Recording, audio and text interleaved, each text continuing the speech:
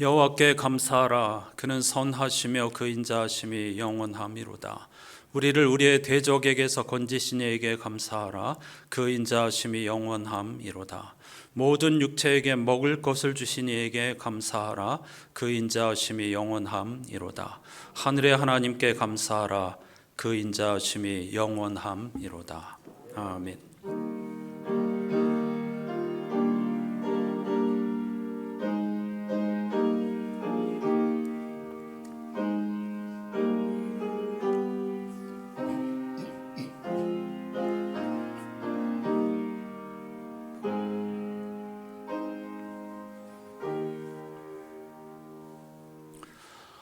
선한 목자이신 하나님, 만물을 새롭게 하겠다는 하나님의 약속대로 대림절 첫 번째 주일로부터 오늘 창조절 13번째 주일에 이르기까지 2022-2023년 영적 여정에 언제 어디서나 우리와 함께하여 주심을 진심으로 감사드립니다.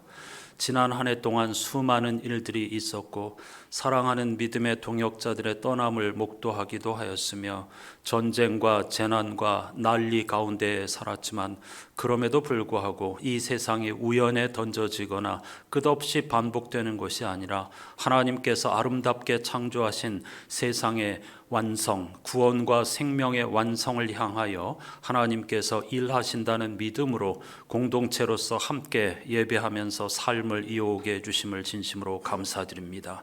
지금까지 지내온 것 주의 크신 은혜였음을 영혼 깊은 곳에서부터 고백하는 우리들이 되게 하여 주시고, 또다시 하나님께서 허락하여 주시는 새로운 해의 영적 여정에도 겸손히 하나님과 동행하며 생명을 소중히 여기며 선을 행하는 향기로운 삶을 살아가는 안산의 공동체가 되게 해 주시옵소서. 예수 그리스도의 이름으로 간절히 기원하옵나이다. 아멘.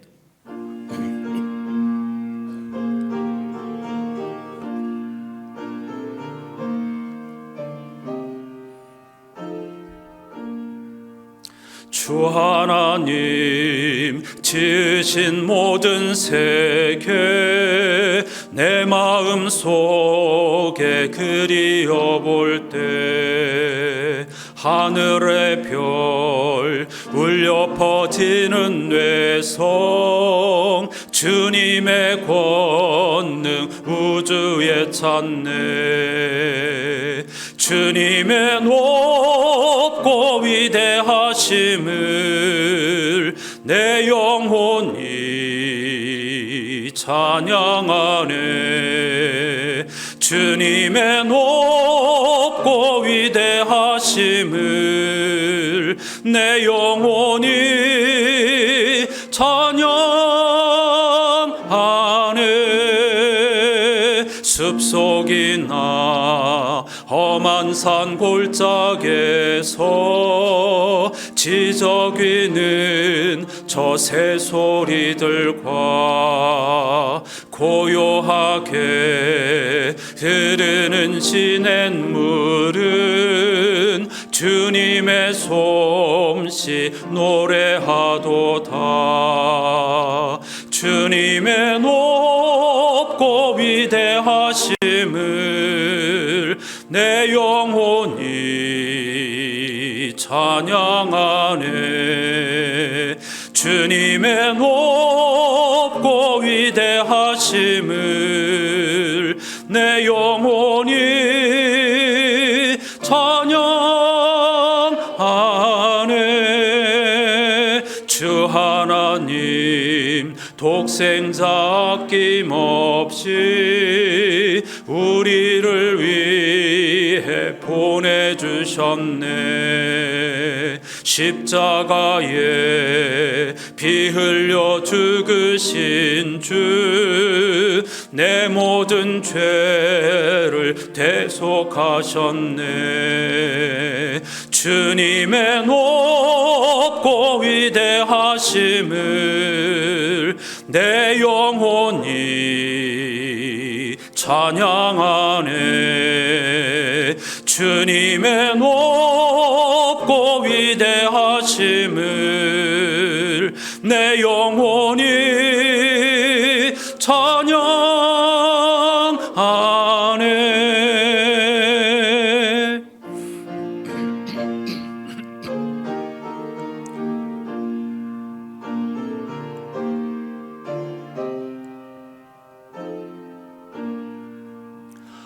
내 주 예수 세상에 다시 올 때 저 천국으로 날 인도하리.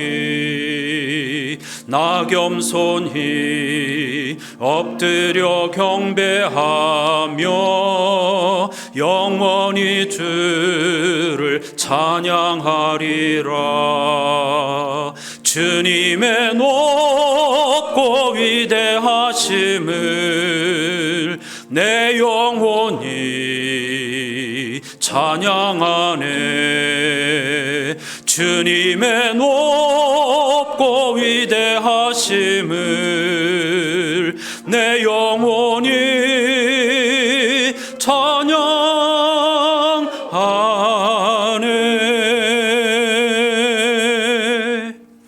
자리에 앉으셔서 오늘 예배의 주제를 따른 공동기도를 함께 하십시다.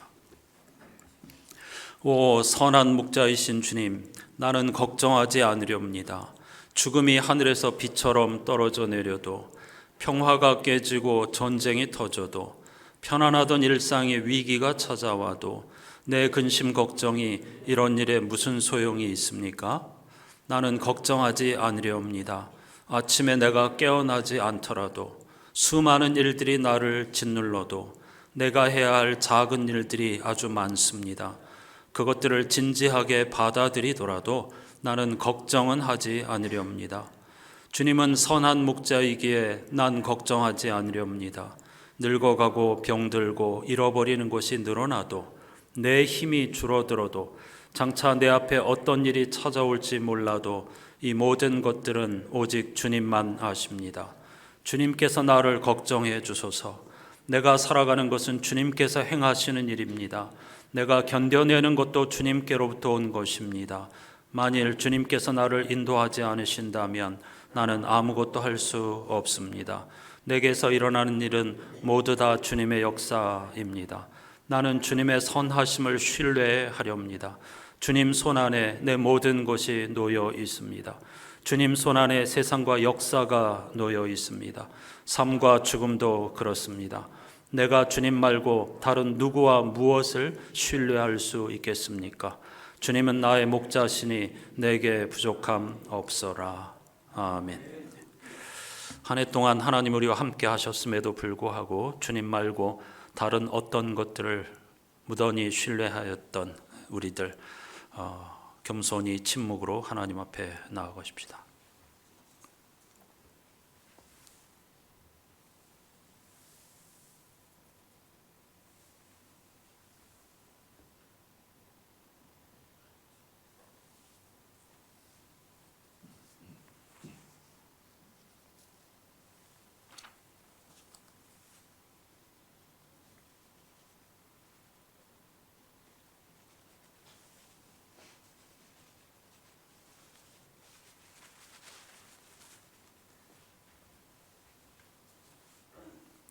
선한 목자이신 주님의 말씀이 여기 있습니다. 여호와를 두려워하는 너희여 그를 찬송할지어다. 그는 곤고한 자의 곤고를 멸시하거나 싫어하지 아니하시며 그의 얼굴을 그에게서 숨기지 아니하시고 그가 울부짖을 때에 들으셨도다.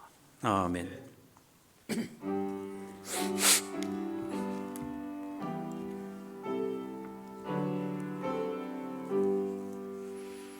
그리스도인들이 믿는 도리를 사도신경으로 함께 고백하십시다.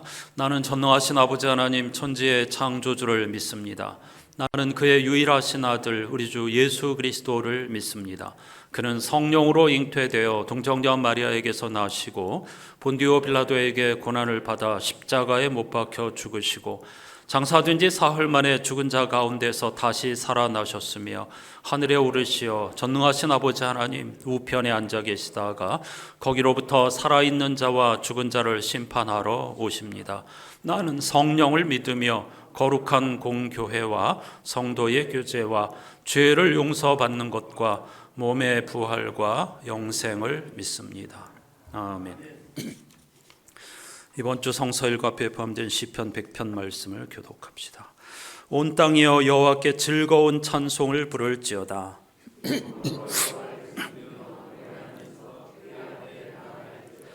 여호와가 우리 하나님이신 줄 너희는 알지어다. 그는 우리를 지으시니요 우리는 그의 것이니 그의 백성이요 그의 기르시는 양이로다.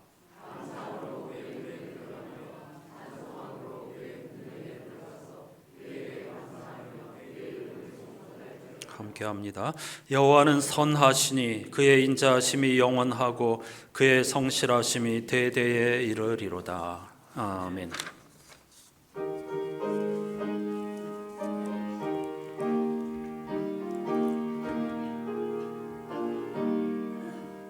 선한 목자 되신 우리 주 항상 인도하시고 푸른 풀밭 좋은 곳에서 우리 먹여주소서. 선한 목자 구세주여 항상 인도하소서. 선한 목자 구세주여 항상 인도하소서. 양의 문이 되신 예수여 우리 영접하시고 길을 잃은 양의 무리를 항상 인도하소서. 선한 목자 구세주여 기도 들어주소서. 선한 목자 구세주여 기도 들어주소서. 금이 많고 약한 우리를 용납하여 주시고 주의 넓고 크신 은혜로 자유 얻게 하셨네. 선한 목자 구세주여 지금 나아갑니다. 선한 목자 구세주여 지금 나아갑니다.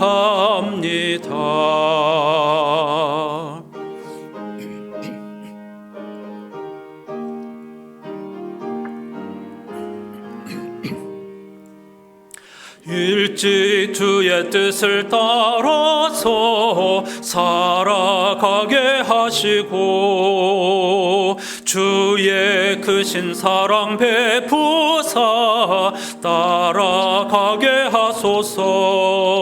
선한 목자 구세주여 항상 인도하소서.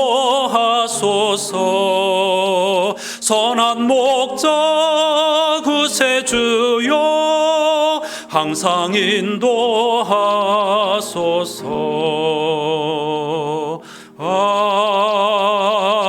아멘.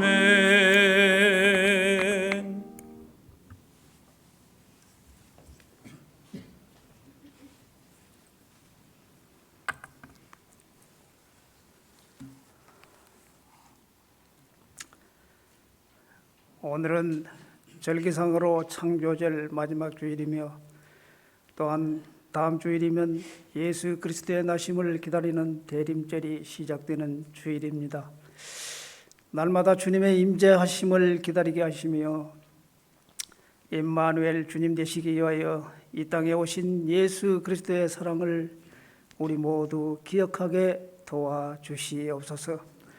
하늘 높은 보좌를 버리시고 낮고 낮은 이 땅에 임하셔서 우리를 구속하시며 우리를 위하여 십자가에서 돌아가신 그 크신 사랑에 날마다 감사하는 우리 안산교회 모든 성도들이 다 되게 하시고 예수 그리스도의 겸손을 몸에 가질 수 있도록 저희들을 인도하여 주시옵소서. 또한 우리의 삶 속에서 늘 풍성한 은혜로 함께하여 주시는 것을 진심으로 감사를 드립니다. 오늘 11월 마지막 주일을 보내며 주님 앞에 간절한 마음으로 기도드립니다. 늘 게으르지 않고 열심을 품어 주님을 섬기는 후회 없는 날들을 보낼 수 있도록 은혜를 베풀어 주시옵소서. 오늘도 우리의 마음속에 변함없는 주님의 사랑을 경험하게 하시며 이 감격을 간직하고 신령과 진정으로 예배드릴 수 있도록 저희들을 인도하여 주시옵소서.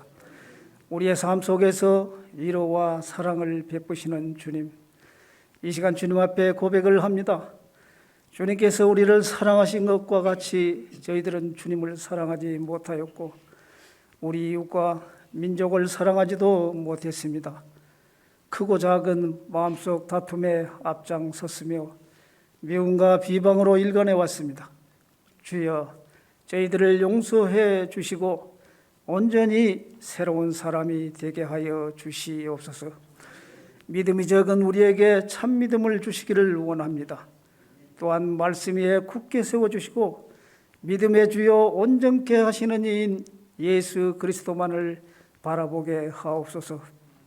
여호수아와 같이 항상 큰 믿음을 구하게 하시고 하나님을 온전히 믿는 믿음을 통하여 응답받는 복된 주의 백성으로 삼아주시기를 간절히 원합니다. 아버지, 특별히 이 시간 주님의 몸된 교회를 위하여 기도드립니다. 이 땅에 주님께서 허락하신 참된 평화가 임할 때까지 절박한 심령으로 부르짖게 하시고 복음의 빚진 자로서의 사명을 게을리하지 않는 우리 안산교회가 되게 하시고 이 땅과 이 백성을 복음화시키기까지 증인으로서 이 사명을 잘 감당할 수 있는 교회가 되게 하여 주시옵소서. 사랑하시는 주님, 이제 날씨가 점점 더 쌀쌀해집니다. 교회 안에 계신 많은 연로하신 노부모님들, 추운 날씨로 인하여 건강을 잃지 않게 하시며 이 겨울을 잘 이길 수 있는 건강을 허락하여 주시옵소서. 또한 무엇보다도 신앙의 건강을 잃지 않도록 허락하시기를 원합니다. 자비로우신 하나님 아버지, 우리 중에 또 연약한 권속들과 아직도 깊은 병마와 싸우고 있는 권속들 위에 주님의 권능의 손길로 치료와 새 힘을 주시기를 간절히 기도드립니다.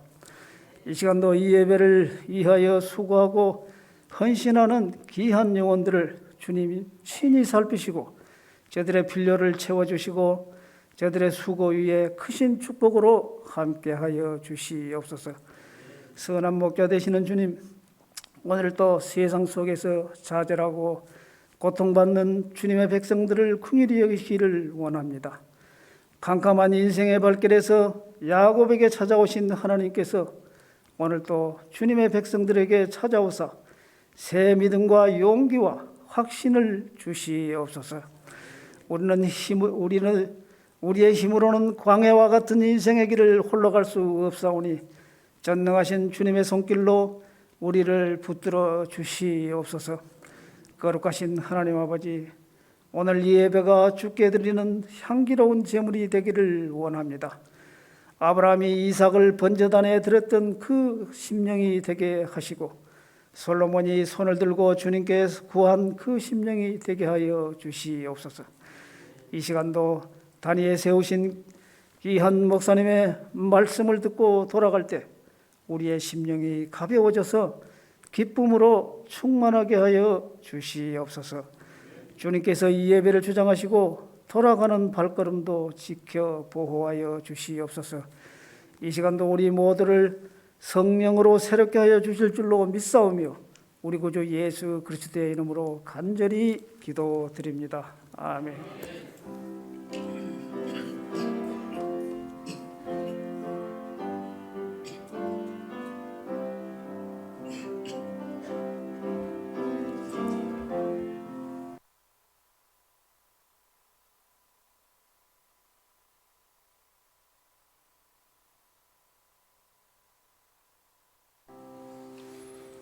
모두 자리에서 일어나셔서 오늘 우리에게 주시는 하나님의 말씀을 경청하겠습니다.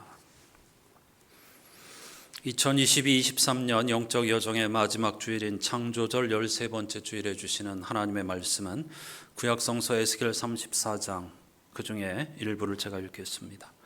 내가 친히 내 양의 목자가 되어 그것들을 누워 있게 할지라 주 여호와의 말씀이니라.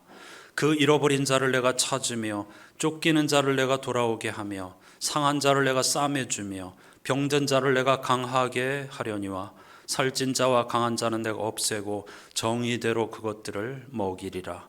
내가 한 목자를 그들 위에 세워 먹이게 하리니 그는 내 종 다윗이라. 그가 그들을 먹이고 그들의 목자가 될지라.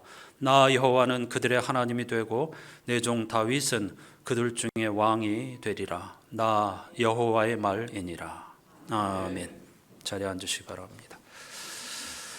오늘 영상으로 함께할 찬송은 찬송가 170장 내 주님은 살아계셔라는 곡인데, 이 곡은 욥기 19장 25절에 욥의 부활, 죄악의 세력으로부터 풀려나기를 갈망하는 신앙 고백을 기초로 하였는데, 이 170장의 원곡은 핸델의 오라토리오 메시아에 담겨 있습니다.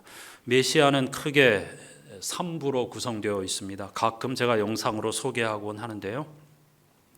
1부는 예수 그리스도의 예언과 탄생, 2부는 그분의 고난과 속죄, 그리고 3부는 부활과 영생이라는 주제로 만들어진 정말 멋진 곡, 하나님의 선물이라고 할 수 있겠습니다. 2부 마지막 곡이 유명한 할렐루야이고 3부의 첫 곡이 찬송가 170장의 원곡입니다. 욥의 갈망을 생각하면서 이 곡을 함께 하십시다.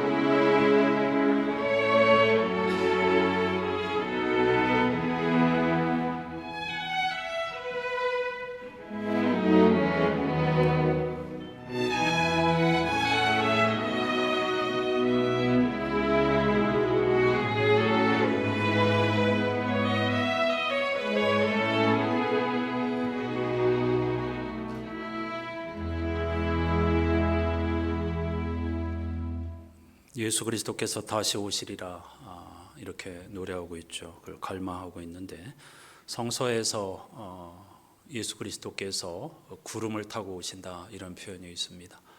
문학적인 표현입니다. 그대로 생각하시면 안 됩니다. 주님이 다시 오신다는 것은 생명과 구원, 창조의 완성의 때가 주님이 다시 오시는 걸 갈망한다는 것은 창조와 구원의 완성, 생명의 완성을 갈망한다는 뜻입니다. 그걸 갈망하면서 함께하는 공동체가 바로 교회입니다. 지난 1년 동안 주님의 은혜로 우리가 성서 일과표 예수 그리스도의 생애를 중심으로 이 좁은 길을 달려왔는데 하나님의 은혜와 평화가 또 새롭게 출발하는 한 해 위에 함께 하시기를 주님의 이름으로 축복합니다. 주일 아침 제 방에서 예배를 준비하는 시간이면 언제나 옆방 소예배실 아동부의 예배 소리 또 찬송 소리 기도 소리가 들려옵니다. 오늘은 랩 형식으로 만든 찬송을 부르더군요. 가사가 잘 들리지는 않는데 처음으로 랩으로 만들어진 그런 찬송을 열심히 부르는 소리를 들었습니다. 입에 잘 붙지 않는 가사를 빠른 속도로 내뱉느라 애쓰는 그 모습이 소리만 들어도 즐거운 상상으로 다가왔습니다. 그러면서 격세지감이라는 단어가 떠올랐습니다. 불과 얼마 전까지만 하더라도 한국교회에서 예배당 안에서 기타나 드럼을 치는 것을 터부시하고 하지 못하게 하는 경우가 아주 많았습니다. 그 이유는 그런 악기들은 세상이 사용하는 도구라는 겁니다. 심지어 어떤 사람들은 이런 악기를 악마의 도구라고까지 했습니다. 그렇지 않죠? 하나님이 우리에게 주신 선물들입니다. 모든 것이 그렇습니다. 우리 믿음의 선배들은 그리고 성서의 인물들은 세상을 적극적으로 수용했다는 사실을 알아야 합니다. 그리고 그것을 그냥 받아들이는 것으로 그치는 것이 아니라 예수 그리스도의 십자가와 복음을 전하기 위해서 어떻게 하든지 세상과 소통하고 호흡하기 위해서 그것들을 받아들이고 창조적으로 재해석해 왔다는 사실을 기억해야 하겠습니다. 만일 우리가 세상과 교회를 이분법적으로 가르고 터부시한다고 하면 그건 교회의 존재 이유가 없는 것입니다. 우리는 예수 그리스도의 복음을 전하기 위해서 하나님께서 세워주신 공동체입니다. 그 공동체의 사명을 감당하기 위해서라면 항상 열린 마음을 가지고 이 세상과 같이 호흡하는 그런 모습을 보여야 하겠습니다. 사실 오늘날 한국교회가 이렇게 무너지게 되고 세상으로부터 소외당하는 것은 그 부분에 원인이 있다고 해야 하겠습니다. 이번 주 성서 일과표 2독서 에베소서에 보면 교회라고 하는 단어가 나옵니다. 교회는 우리에게 너무나 익숙한 단어이지만 사실 초기 교회 당시의 사람들에게는 매우 생소한 단어였습니다. 실제로 신약 구약에선 당연히 없고 신약 성서에도 교회라고 하는 단어는 사도행전에서 몇 번 반복되고 바울 서신에서 한두 번 나올 뿐입니다. 왜냐하면 교회라고 하는 단어는 본디 신앙적인 용어가 아니라 정치적인 용어였기 때문입니다. 우리 이 공동체가 교회라고 하는 명칭 자체를 세상의 것을 받아들였다는 뜻입니다. 아테네 시민들이 정치적인 문제를 해결하기 위해서 모이는 민회를 당시의 사람들은 헬라어로 교회라고 불렀습니다.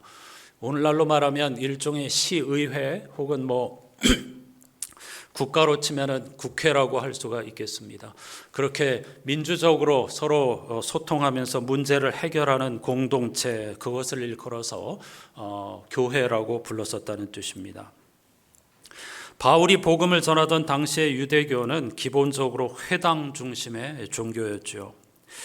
유대와 갈릴리 지역 전국에 회당이 있었습니다. 심지어 바울이 전도하던 지역에 살던 흩어진 유대인들, 디아스포라 유대인들도 가는 곳마다 가장 먼저 회당을 세우고 그곳에서 하나님 앞에 예배를 드렸죠. 회당이 바로 유대인 공동체의 구심점이었다는 뜻입니다. 우리가 이런 전통을 이어받는다고 하면 사실은 우리도 역시 교회라고 하는 이름보다는 공동체라고 하는 이름으로 부르는 것이 더 바람직하다고 할 수가 있겠습니다. 바울의 시대부터 이미 교회는 건물 중심의 공동체가 아니었습니다. 공동체의 모임에서 자신들의 정체성을 찾았다는 뜻입니다. 따라서 예배당은 도구입니다. 특히 신약시대에서 성전 개념은 완전히 사라졌습니다. 그러므로 예배당을 성전이라고 부르는 것조차도 해서는 안 되는 일입니다. 그것은 거스르는 일, 예수 그리스도의 복음에 반하는 일이기 때문입니다. 한국교회는 이 예배당에 너무 과몰입하고 있죠. 비극입니다. 예배당은 도구입니다. 예배당을 건축하는 것, 그걸 자랑하는 것이 목적이 될 수가 없는 것이죠. 교회의 시작이 모임을 가리키는 공동체 정신에서 출발했다는 사실에서 교회의 본질이 무엇인가를 우리는 바로 알아야 하겠습니다. 바울은 에베소서 이번 주 성서 본문에서 교회의 본질을 한마디로 하나님을 아는 것이라고 했습니다. 엄청나게 중요한 포인트입니다. 바울은 17절 말씀을 중심으로 해서 하나님께서 우리에게 지혜와 계시의 영을 주셔서 하나님이 누구이신가를 알게 해달라고 기도하고 있습니다. 그리고 하나님께서 우리에게 주신 소망이 무엇인지 알게 해주십시오. 하나님께서 우리에게 주신 영적 유산이 얼마나 풍성한지를 알게 해주십시오. 하나님의 능력이 얼마나 크고 위대한 것인지를 알게 해주십시오라고 간구하고 있습니다. 그게 이번 주 제2독서 본문의 핵심입니다. 알게 해달라는 것, 교우 여러분이 알기를 바란다는 것, 이것이 사도 바울의 에베소서의 핵심입니다. 무슨 말입니까? 교회의 본질은 하나님을 알기 위해 몸부림치는 것이다 라고 하는 것이죠. 무슨 악기를 사용하느냐, 무슨 노래를 부르느냐, 이건 되고 저건 안 되고, 무슨 옷을 입고 예배드리느냐, 그런 것이 중요한 게 아니라는 뜻입니다. 그 모든 것들은 복음 안에서 얼마든지 수용할 수 있고 재창조, 재해석할 수 있고, 문제는 우리가 하나님을 알기 위해서 발버둥치는가 하는 데에 있다는 사실을 바울이 역설하고 있습니다. 지난주에도 말씀드렸지만 성서는 하나님을 갈망하는 자들의 분투를 담고 있습니다. 그들의 갈망은 하나님을 보고 싶다는 것, 다른 말로 하면 하나님을 알고 싶다는 것입니다. 왜 많은 사람들이 하나님을 알고 싶어하고 보고 싶어 하는가? 거기에 생명과 구원이 달려있기 때문입니다. 하지만 하나님은 영이시기에 제한자인 우리는 그분을 볼 수가 없습니다. 알 수도 없습니다. 하나님은 스스로를 가리켜 나는 스스로 있는 자, 다시 말하면 나는 나일 것이다, 나는 나로 존재하는 자다 라고 하셨고, 예수님은 나는 길이고 진리고 생명이라고 하셨습니다. 길은 한자로 도이고 근원이라는 뜻입니다. 따라서 하나님을 뵙고 싶다는 것은 얼굴도 없는 하나님의 얼굴을 보고 싶다는 것이 아니라 만물의 근원과 진리 또는 생명에 대해서 알고 싶다는 뜻입니다. 지혜자들은 이러한 갈망을 지난주 성서 본문처럼 내가 눈을 들어 당신을 바라봅니다 라고 고백한 것이죠. 하늘을 향하여 눈을 들어 당신을 바라본다는 말은 다른 문장으로 표현하면 하나님은 누구신가를 묻고 있는 것입니다. 인간은 그렇게 하나님을 갈망할 수밖에 없는 존재로 창조되었기 때문이죠.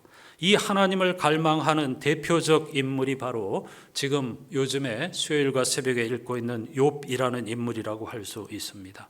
친구들은 욥의 갈망을 도저히 이해할 수 없었습니다. 하나님은 선하신 분이고 하나님의 창조 세계는 완벽하고 흐트러짐 없이 돌아가고 있는데 고작 네가 당하는 고난을 가지고 왜 그것을 질서를 흔들어대려 하느냐고 욥을 야단치고 있습니다. 그런데 욥의 갈망은 단순히 고난으로부터 벗어나는 것이 아니었습니다. 하나님을 알고 싶은 것, 그 하나님 앞에 서고 싶은 것이었습니다. 그런데 하나님은 우리들을 향하여서 너는 내 얼굴을 보지 못하리니 나를 보고는 살 자가 없을 것이기 때문이라 이렇게 말씀하셨습니다. 출애굽기를 비롯하여 구약 여러 곳에서 인간은 내 얼굴을 볼 수 없고 등만을 볼 수 있는데 그 이유는 나를 보고는 살 수 없기 때문이라고 하셨습니다. 문장을 그냥 문자적으로 보면 야 하나님이 너무하신다. 우리 연약한 인간을 이렇게 위협하고 공포를 주시는구나. 감히 날 보려고 해? 날 보면 너희는 죽어. 이렇게 위협하거나 협박하는 걸로 들릴 수 있겠지만 결코 그런 뜻이 아닙니다. 하나님의 얼굴을 보고는 살 자가 없다는 것은 피조물이며 제한자인 인간은 하나님을 볼 수 없다. 하나님을 포착할 수 없고 인식의 범주, 언어의 범주 속에 하나님을 잡아놓을 수 없다는 것을 깨달은 사람들의 문학적인 표현이 바로 하나님을 보고는 살 자가 없습니다. 그런 것입니다. 성서에는 이런 표현이 너무나 많습니다. 하나님께서 인간의 지혜를 무너뜨렸다 이런 표현도 많이 나오는데 너 한번 나랑 붙어보자. 감히 너희들이 지혜로 나를 이겨먹으려고 해? 난 자존심 때문에 그럴 수 없어 하고 인간을 망신 주는 그런 게 아닙니다.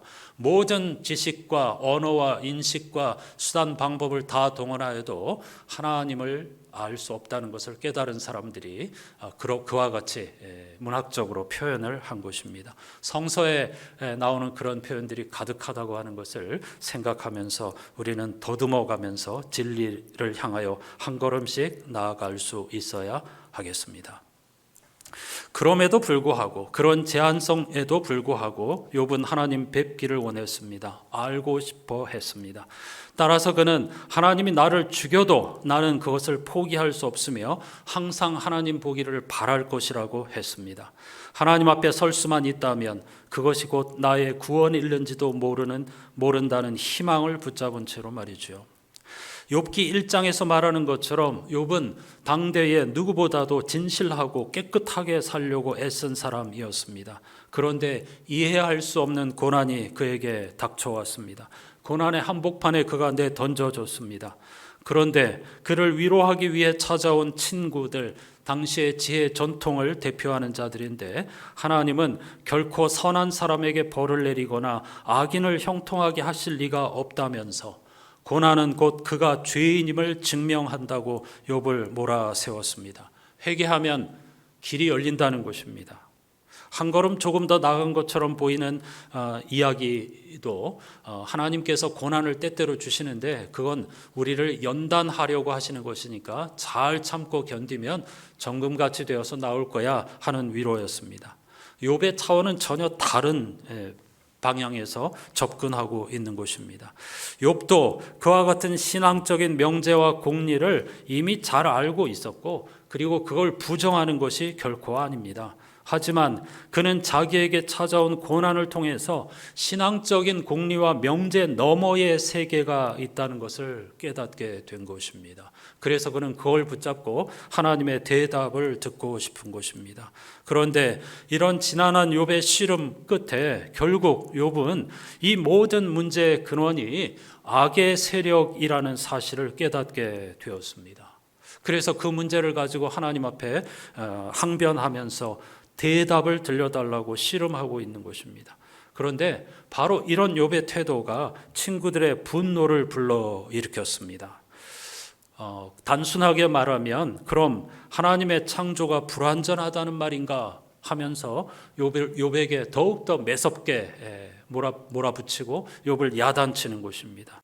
욥이 이런 이 신앙적인 명제와 공리를 넘어서는 일들이 이 세상에는 아주 많은데 거대한 악의 세력이 있구나 하는 것을 깨닫게 되었을 때에 친구들은 그럼 하나님께서 그까짓 것 하나 제어하지 못하는 그런 세상을 만들었다는 말인가? 하나님의 창조가 불완전하시다는 거냐? 하면서 화를 내게 된 것입니다. 친구들은 창조의 질서가 인간의 불순종과 욕망에 의해서 무너진다는 사실을 미처 생각하지 못했습니다. 그래서 그들이 보기에 욥은 잘 정돈된 집을 난장판으로 만드는 말썽꾸러기와 같은 존재였던 겁니다. 하나님께서 아주 질서 있게 아름답게 조화롭게 이 세상을 만드시고 그걸 그대로 운행하고 계시는데 그 질서를 무너뜨리는 것이 바로 욥과 같은 죄인들이라는 것입니다. 신학자들은 이와 같은 신앙을 하나님을 시계공에 비유하는 것이라고 했습니다. 시계는 매우 정교한 기계이죠. 그런데 시계를 만드는 장인이 그 시계를 만들어 놓으면 그 시계는 정확한 기계적인 원리에 따라서 작동합니다. 어긋나지 않죠. 하나님이 그와 같은 분이시라고 욥의 친구들은 생각하고 믿었던 것입니다. 하나님의 창조를 부정하는 것이 아닙니다. 하나님이 이 세상을 창조하셨는데 아주 정확하고 질서 있고 조화롭게 마치 시계처럼 창조하셨기 때문에 그거는 한치도 어김없이 이 세상은 신의 질서를 따라서 움직이고 있다는 것입니다. 거기서 어긋나는 일은 없다고 이야기하고 있는 것이죠. 그러나 인간은 하나님의 노예이거나 혹은 로봇이 아닙니다. 성서가 분명히 말씀하기를 인간은 하나님의 형상대로 짐을 받은 존재, 따라서 신과 같은 존재라고도 말하고 있습니다. 자유의지를 가진 존재라는 것이죠. 그래서 하나님께서 아름답고 완벽하고 질서 있게 만드신 이 자연을 하나님은 우리 인간에게 맡겨주셨습니다. 그게 창세기 1장의 이야기 아닙니까? 이 세상을 다스리고 보존하라고 했습니다. 마음대로 파괴하고 욕심껏 훼손하라는 것이 아니고 잘 보존하고 가꾸어서 후손들에게 물려주라는 하나님의 당부였습니다. 그런 엄청난 일을 우리 인간에게 하나님이 맡겨주신 것이죠. 그런데 그 인간의 불순종과 욕망으로 하나님의 창조 질서를 흐트렸던 것입니다. 물론 악의 세력이 하나님의 손 안에 있지만 그럼에도 불구하고 이 이해할 수 없는 거대한 악의 세력은 우리 인간에게는 욥기로 따지면은 리워야단과 같은 공포의 대상일 수밖에 없습니다. 가장 대표적인 것이 바로 죽음이죠. 그래서 욥은 이런 몸부림 끝에 대속자, 이 죽음의 문제, 거대한 죄의 세력의 문제를 해결해 주실 대속자를 갈망하고 있습니다. 하나님의 창조가 불완전하다는 뜻이 아닙니다. 창조 질서가 완전하지만 하나님의 불순종과 욕망에 의해서 무너졌기 때문입니다. 그래서 악의 세력이 하나님의 손 안에 있지만은 그러나 반드시 해결해야만 하고 우리의 능력으로는 해결할 수 없기 때문에 대속자를 갈망하는 것입니다. 그래서 욥은 이 죄의 결과인 죽음 앞에서 절망하면서 나는 나의 고난의 날을 참으면서 풀려나기를 기다리겠습니다. 이렇게 고백하고 있습니다.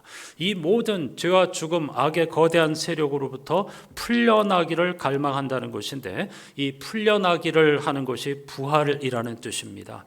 그런데 여기서 말하는 부활은 당시 욥에게 죽고 나서 다시 살아나기를 바라는 것이 아닙니다.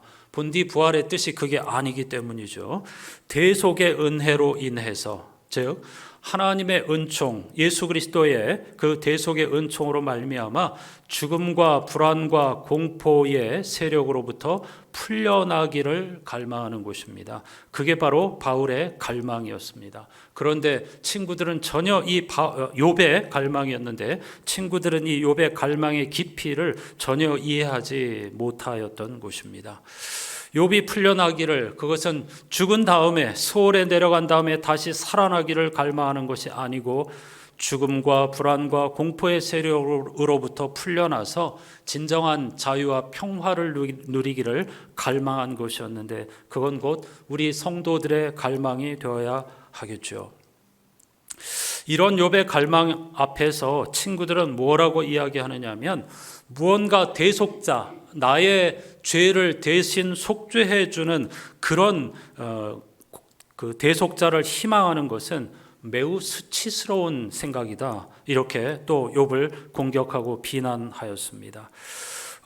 그런 생각은 굉장히 위험하고 자기 합리화에 불과한 것이기 때문에 우리가 생각할 때는 매우 불쾌하다 이렇게 이야기한 것입니다. 무슨 말이냐면 욥을 향하여서 네가 잘못해서 죄를 지어서 지금 고난을 받고 있는데 누군가 희생해서 대신 풀어주기를 갈망하는 것은 그건 염치 없는 짓 아니냐, 그건 매우 부끄러운 것 아니냐, 너무나 불쾌한 행동이다 이렇게 욥을 또 몰아붙이게 된 것입니다. 그들이 생각하기에 만일 그렇다고 하면 인간이 무엇 때문에 선하게 살려고 노력하겠느냐, 이런 논리입니다. 뭐 완전히 틀린 말은 아니죠. 우리가 깊이 고민해 보아야 할 그러한 지점인데, 그러나 이들의 생각은 은혜를 알지 못하는 것이죠. 그냥 거칠게 말하면 이 욥의 친구들의 이야기는 스스로의 선행으로 인정받아야지 대속자를 통해 풀려나기를 갈망하는 것은 매우 부끄러운 일이다, 그렇게 이야기하고 있는 것입니다. 그럼에도 불구하고 욥은 구속자, 대속자를 갈망하고 있습니다. 그리고 마침내 그분이 나를 옳다고 인정해 주시기를 갈망하고 있습니다. 여기서 욥이 자신의 옳음을 인정받기를 원하는 것은, 그래 네가 착하게 살았다, 네가 친구들보다 낫다, 이겼다가 아니라 가난하고 애통하는 마음으로 평생 하나님 뵙기를 갈망하면서 진리와 생명을 추구하면서 살아온 너의 삶이 옳았다라고 인정을 받고 싶다는 것입니다. 단순히 신앙적인 공리만을 의지하면서 무엇을 먹을까 마실까 입을까를 추구하면서 살아간 삶이 아니라, 고난의 한복판에서도 무슨 일을 만나든지 하나님 뵙기를, 진리와 생명과 근원에 관한 문제를 붙잡고 씨름한 너의 삶의 태도가 옳았다, 이것을 인정받고 싶다는 것입니다. 많은 사람들이 생각했던 것처럼 하나님은 시계공이 아닙니다. 그냥 세상을 창조하시고 알아서 돌아가도록 내버려 두시는 분이 아닙니다. 그는 인간을 찾아서 구원해내시는 분이십니다. 그것이 바로 선한 목자의 이미지입니다.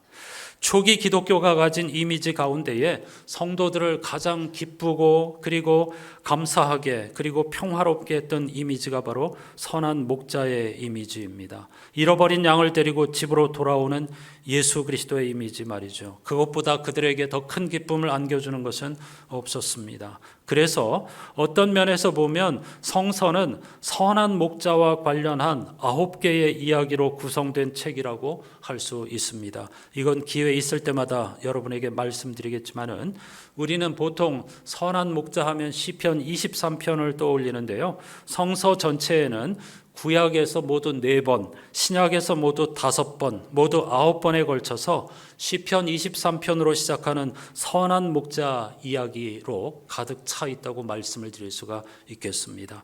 이번 주 성서 일과표 제1독서인 에스겔서 34장도 그 가운데 하나입니다. 그 앞에 예레미야도 선한 목자 이미지를 사용했는데요. 예레미야는 시편 23편의 선한 목자 이야기를 나름대로 당대 시대의 그 환경에 맞춰서 재해석을 하였고, 그의 후배인 에스겔은 예레미야가 재해석한 시편 23편을 또다시 재해석, 재창조하여서 오늘 우리에게 에스겔 34장이라고 하는 놀라운 선한 목자와 관련된 말씀을 들려주고 있는 것입니다. 바벨론 제국은 모두 3차례에 걸쳐 유다와 예루살렘 사람들을 포로로 끌고 갔는데, 에스겔은 1차 포로 가운데에 포함되어 있었습니다. 당시에 많은 예언자들은 욥의 친구들이 그랬던 것처럼 하나님께서 이스라엘을 버리실 리가 없다고, 그들이 꼭 붙잡고 있었던 신앙적인 명제와 공리를 따라서 하나님은 이스라엘을 곧 재건해 주실 거라고, 포로로 잡혀와 있지만은 우리는 곧 다시 돌아갈 것이라고 외쳤습니다. 그것이 하나님의 질서이고 하나님의 창조의 정의라고 외쳤습니다. 하지만 예언자 에스겔의 임무는 먼저 그들의 희망을 꺾어놓는 것이었습니다. 에스겔은 안타깝지만 예루살렘에 남아있는 자들을 기다리고 있는 것은 예루살렘의 재건과 포로들의 귀환이 아니라 추방과 황폐함이라고 선언하였습니다. 물론 심판을 전하는 것만이 그의 임무가 아니었습니다. 에스겔은 더 나아가서 먼 미래는 소망으로 가득 차 있으며, 이런 희망을 표현하기 위해서 예레미야가 선언했던 시편 23편의 이야기를 다시 재해석하여 들려준 것이 바로 에스겔 23장입니다. 오늘 본문 에스겔 34장입니다. 여러분들이 성서 일과표에도 지면의 제한상 부분적으로 실었기 때문에 이번 한 주간 동안에 에스겔 34장을 한번 꼼꼼히 반복해서 읽어보시기를 권해드립니다. 모든 예언자들이 그랬지만은 심판을 전하는 것이 그들의 임무가 아니었습니다. 심판 너머에 있는 하나님의 구원과 희망을 선포한 것이 모든 예언자들의 공통된 소명이었습니다. 따라서 에스겔은 예루살렘의 붕괴와 유다 멸망이라는 파괴적인 소식의 그림자 아래서 선한 목자 이야기의 새로운 버전을 구성하여 선포한 것입니다. 그는 현실을 미화하지 않는 동시에 하나님이 당신의 백성을 결코 포기하지 않으신다는 강렬한 소망을 동시에 붙잡고 있습니다. 사실은 이 긴장 가운데 살아가는 것이 우리 그리스도인들의 삶의 정체성이라고 말씀드릴 수가 있겠습니다. 우리의 현실은 결코 목가적인 것이 아닙니다. 여러분, 이 모든 선한 목자 이야기의 근본이 되는 시편 23편은 매우 아름다운 목가적인 노래처럼 들리지만 그렇지 않습니다. 그 안에는 매우 치열한 삶의 정황이 담겨 있습니다. 그것을 부정하지 않으면서 삶은 결코 한가로운 것이 아니다. 성도의 삶, 믿음과 소망과 사랑으로 씨름하는 삶은 결코 목가적인 것이 아니다. 그럼에도 불구하고 하나님께서 선한 싸움을 싸우는 우리들을 목자로서 인도하시고 끝까지 보호해 주신다는 사실을 노래하고 있는 것입니다. 에스겔 34장에서 에스겔은 선한 목자 하나님께서 일하시는 방식을 4가지로 선언하는데 제목만 말씀드리겠습니다. 첫째, 하나님께서는 거대한 악의 세력을 고발하시고 그들에게 죄를 물으신다. 두 번째, 선한 목자이신 하나님이 거대한 악의 세력에 의해서 잃어버린 자를 찾으시고 모으시고 구원하시고 먹이시고 데려오시고 싸매어 주시고 힘을 주시며 정의를 베풀어 주신다. 세 번째, 악한 양들은 고발당하고 심판받는다. 네 번째, 선한 목자이신 하나님께서 한 목자, 즉 예수 그리스도를 세우시고 예수 그리스도를 목자로서 예수 그리스도가 목자가 되시고 이 우리 모든 양들을 그분께서 양육하시며 평화와 자유를 베풀어 주실 것이다. 이것이 에스겔 34장 전체의 내용을 요약한 것입니다. 한번 꼼꼼히 읽어보시기를 바랍니다. 여기서 핵심은 에스겔이 선한 목자 이미지를 통해서 예수 그리스도의 성육신과 십자가의 죽으심, 즉 대속을 내다보고 있다는 것입니다. 욥의 갈망도 여기에 초점이 있었죠. 인간의 힘으로 대항할 수 없는, 인간의 지혜로 대항할 수 없고 맞설 수 없는 거대한 악의 세력을 대속자께서 해결해 주시기를, 그리고 그러한 악의 세력에도 불구하고 하나님의 선하심을 붙잡고 바르게 살려고 애쓴 사람의 삶이 옳았다고 인정받기를 갈망하는 욥과 같은 삶을 살기를 원하고 계시는 것입니다.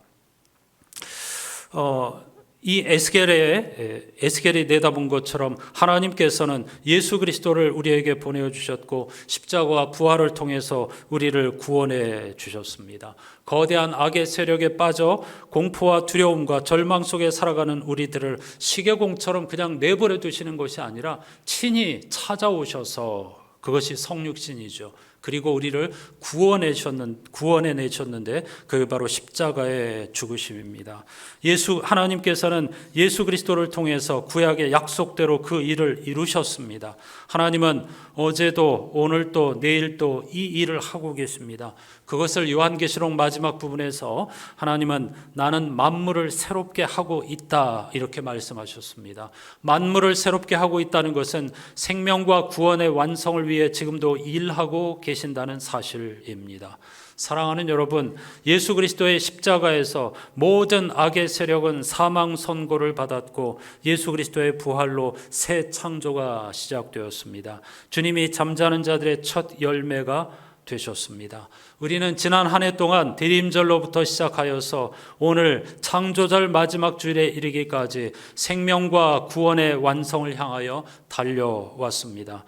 이 경주는 이미 승리가 보장되어 있는 경주입니다. 왜냐하면 예수께서 부활하셨기 때문입니다. 하지만 우리의 삶은 여전히 거대한 악의 세력 가운데 놓여 있습니다. 지금도 전쟁 중입니다. 수많은 재난이 우리 앞에 놓여 있습니다. 거대한 위협이 우리에게 공포심을 유발하고 있습니다. 그럼에도 불구하고 선한 목자이신 하나님께서는 그러한 우리들을 결코 내버려 두지 않으셨습니다. 예수 그리스도의 십자가와 부활이 그 결정적 증거입니다. 다음 주부터 새롭게 출발하는 2023-2024년 여정 역시 이러한 예수 그리스도의 생애를 중심으로 한 교회력과 성서 7회의 말씀을 따라서 교회의 존재 이유이며 목적 그 자체인 하나님을 알아가기에, 하나님을 뵙기에 힘쓰는 공동체가 될 수 있기를 갈망합니다. 이런 우리의 영적 여정 위에 주님의 은혜와 평화가 함께 하실 줄로 믿습니다. 찬송가 370장, 이런 세계관 속에서 살아가는 우리들에게 무슨 근심이 있으랴, 십자가 밑에 나아가 내 짐을 풀었네. 주님을 찬송하면서 내 갈 길 멀고 험해도 주님을 따라가겠습니다. 이 길을 걷겠습니다. 다 같이 함께 찬양하십시다.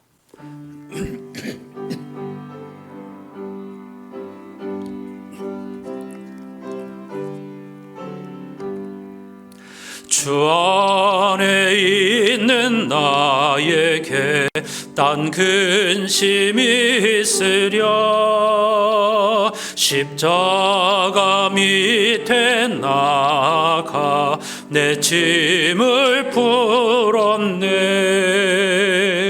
주님을 찬송하면서 할렐루야 할렐루야, 내 앞길 멀고 험해도 나 주님만 따라가리. 그 두려움이 변하여 내 기도 되었고, 전날의 한숨 변하여 내 노래 되었네. 주님을 찬송하면서 할렐루야 할렐루야, 내 앞길 멀고 험해도 나 주님만 따라가리. 내 주는 자비하셔서 늘 함께 계시고, 내 궁핍함을 아시고 늘 채워주시네. 주님을 찬송하면서 할렐루야 할렐루야, 내 앞길 멀고 험해도 나 주님만 따라가리.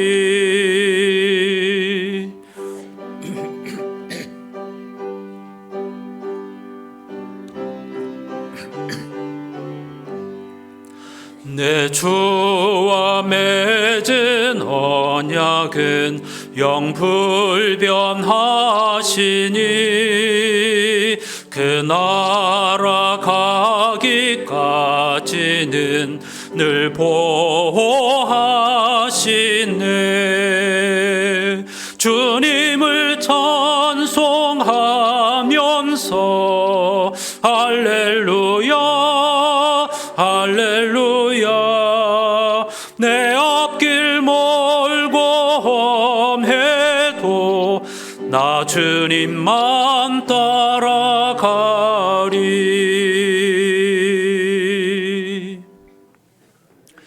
지난 1년 동안 선한 목자이신 하나님께서 우리를 지팡이와 막대기로 보호해 주시고 항상 함께해 주셨던 것을 고백하면서 감사의 기도를 드리십시다. 다음 주일부터 시작되는 또 새로운 영적 여정에서도 노래하면서 우리의 앞길이 멀고 험해도 교회의 본질을 잃지 않으면서 진리와 생명의 완성을 향하여 달려가는 한 해가 되게 해 주십시오. 다 같이 기도하십시다. 하나님 아버지 감사합니다. 오늘 2022년 23년 영적 여정의 마지막 주일, 창조절 13번째 주일, 함께 어우러져 공동체로서 믿음을 고백하면서 교회의 본질은 하나님 알기, 생명과 구원의 완성을 갈망하는 공동체라는 사실을 다시 한번 재확인하면서 함께 예배할 수 있게 해주신 것 진심으로 감사드립니다. 또한 지난 한 해 동안 홀로가 아니라 이렇게 함께 어우러져서 기쁨과 슬픔을 함께하면서 주님의 은혜와 구원을 갈망하는 공동체로 존재할 수 있게 하여 주신 것을 감사드립니다. 지금까지 지내온 것 주님의 크신 은혜였으며 성서 전체가 하나님은 선한 목자이시고 결코 고난당하는 자, 그리고 버림받은 자, 소외당하는 자, 악의 세력에게 시달리는 자를 하나님께서 외면하거나 버려두지 않으시고 찾아오시고 그리고 그를 구원해 주신다고 하는 이 선한 목자의 말씀이 성서에 가득하다는 사실을 또한 새롭게 깨닫게 해주신 진심으로 감사드립니다. 선한 목자이신 하나님께서는 성육신 하셔서 이 땅에 우리를 구원하러 오셨고 십자가를 지심으로써 거대한 악의 세력을 물리치시고 우리를 대속하여 주셨습니다. 그러므로 예수 그리스도의 십자가 부활로 이미 새 하늘과 새 땅이 시작되었고 종말이 시작되었다는 사실을 우리는 반드시 기억해야 합니다. 교회는 다른 일에 신경 쓰는 존재가 아니고 이 구원과 생명을 완성을 갈망하면서 힘을 모아서 함께 순례길을 걸어가며 세상에게 이와 같은 본을 보여주는 공동체인 줄로 믿습니다. 사랑하는 안산 공동체가 이와 같은 영적 사명을 잘 감당하는 공동체가 되게 하여 주시고 새롭게 시작하는 영적 여정에서는 더욱더 깊고 넓은 세상을 향하여서 함께 어우러져서 한 걸음씩 한 걸음씩 나아가며 하늘의 평화와 자유, 진리를 경험하고 이 세상 사람들을 초청하는 그런 사명을 감당하는 우리 교회 공동체가 될 수 있도록 인도해 주시옵소서.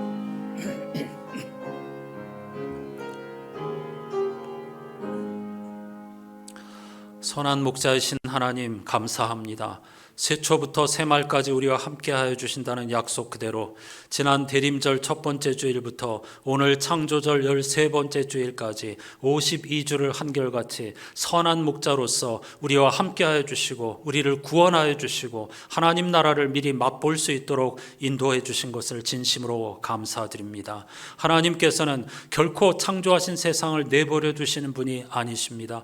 고난당하는 자, 악의 세력에게 시달리는 사람들, 소외된 사람들, 세상으로부터 버림받은 약한 자들, 가난하고 애통한 심정으로 하나님 뵙기를 갈망하는 자들을 하나님은 찾아오시며 그들을 구원해 주시는 분이신 줄로 믿습니다.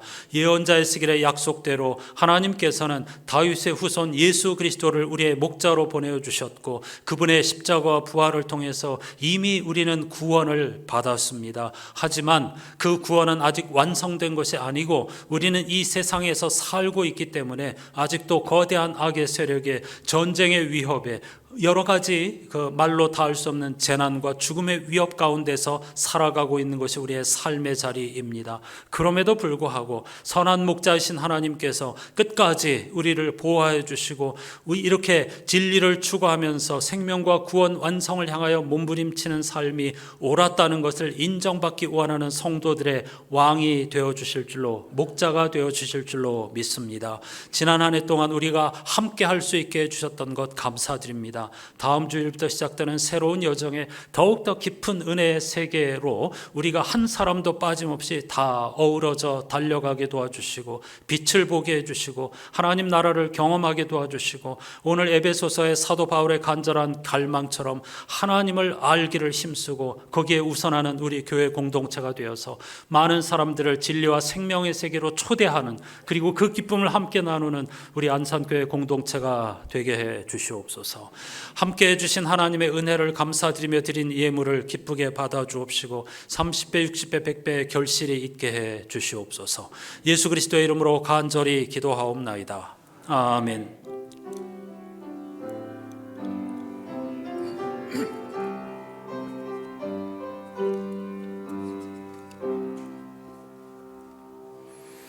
오늘 이렇게 인사하십시다. 지난 1년 동안 함께 한 것 하나님의 은혜인 줄로 믿고 서로를 향하여서 함께여서 감사하고 행복했습니다.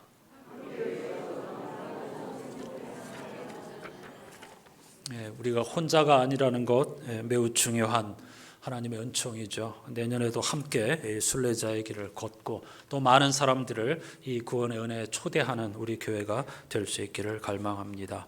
다음 주일에 2024년 영적 여정을 출발하는 대림절 첫 번째 주일인데 새로운 주보 양식과 새로운 찬양들로 첫 주를 출발하도록 하겠습니다. 말씀드린 것처럼 이번 한 주간 동안에 성서일과표 전체, 특히 에스겔 34장 전체를 한번 정독하시고 선한 목자이신 하나님의 은총을 갈망하는 한 주가 되시기를 바라고, 욥기를 읽으면서 함께하고 있는 새벽기도, 수요기도에도 힘을 내주시기를 부탁드립니다. 오늘 예배 후에 연말당회 로 모이겠습니다. 또 권사회는 정기총회로 모이겠습니다. 함께 해주시길 바라고요. 다음 주일은 이삭죽기 헌금 주일입니다. 또 한 달 동안에 우리의 자투리 동전들을 모아서 함께 선한 사업에 힘쓰는 여러분이 되시기를 바랍니다. 다 같이 자리에서 일어나셔서 찬양하십시다.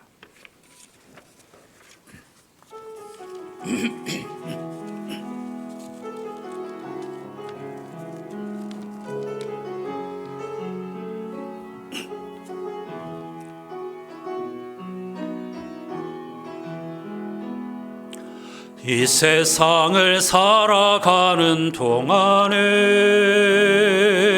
나의 힘을 의지할 수 없으니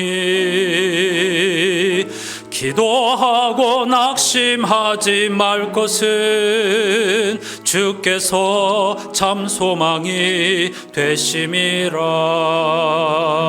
하나님의 꿈이 나의 비전이 되고 예수님의 성품이 나의 인격이 되고 성령님의 권능이 나의 능력이 되길 원하고 바라고 기도합니다. 주의 길을 걸어가는 동안에 세상의 것 의지할 수 없으니 감사하고 낙심하지 말 것은 주께서 참 기쁨이 되심이라. 하나님의 꿈이 나의 비전이 되고 예수님의 성품이 나의 인격이 되고 성령님의 권능이 나의 능력이 되길 원하고 바라고 기도합니다. 원하고 바라고 기도합니다.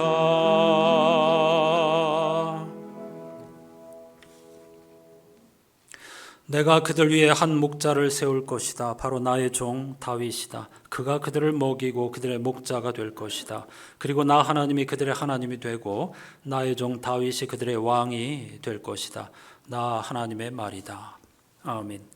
우리 구주 예수 그리스도의 은혜와 하나님 아버지의 사랑과 성령님의 말로 닿을 수 없는 탄식과 교제가 지난 한 해의 영적 여정을 선한 목자이신 하나님의 한없는 은총과 인애와 자비와 사랑 속에 달려왔음을 감사하며, 또 혼자가 아니라 함께 믿음의 선한 싸움을 싸우는 순례자요 동역자들이 있음을 감사하면서 다시 시작되는 새로운 한 해 더욱더 하나님의 얼굴을 뵙기를 원하고 하나님의 나라의 능력을 경험하며 이 세상에 널리 전하기로 다짐하는 모든 예배자들의 삶의 자리에 영원히 함께해 주시옵기를 간절히 축원하옵나이다. 아멘.